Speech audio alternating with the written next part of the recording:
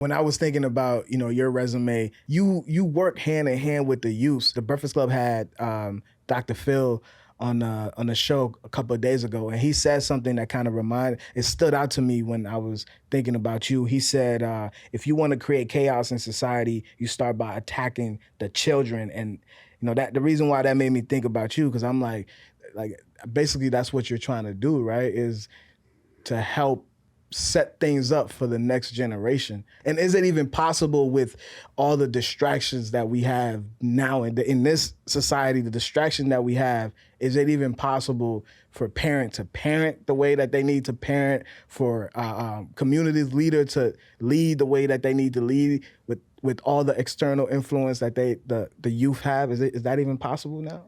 The more we educate, the less we incarcerate. Keep that in mind, bro. I'm all about doing this so that we can pour into the youth because they still innocent. They not brainwashed yet, but they are rapidly being attacked with all those distractions that you were talking about. Rapidly being attacked. So now it's just like, if you see somebody attacking one of your loved ones, are you gonna sit there and just let it happen and just watch it? Or are you gonna be like, whoa, I'm fighting back? You know what I'm saying? Like, I'm fighting back. Like, I see y'all trying to attack my loved one. I'm finna jump in front of them. I'm finna fight you before you reach them. You feel me? That's what we having to do. And we fighting on behalf of our babies. That is what we doing right now, bro. So I'm fighting by being an activist, like you said, a social justice activist, being an educator, being an entertainer. I'm fighting with everything in me. It's like, yeah, like I'm doing all this stuff on behalf of them babies, man.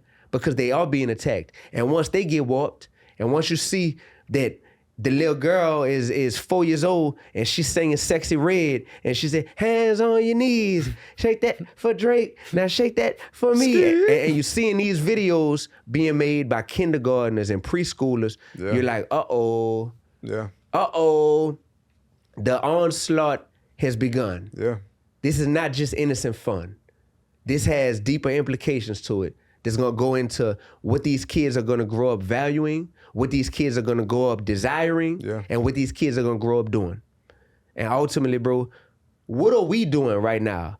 We made it to adulthood. We don't know how long we're gonna be here for, true, but we made it to adulthood, man. What are we doing to help the kids who can't fight for themselves right now?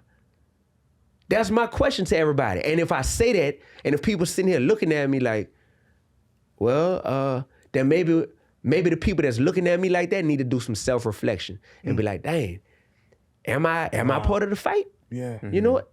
And which side of the fight am I on? Am I one of the distractions that's actually hurting the youth? Or am I one of the people that's fighting against the distractions that was sent here to hurt the youth? We all got to self-reflect and ask ourselves that.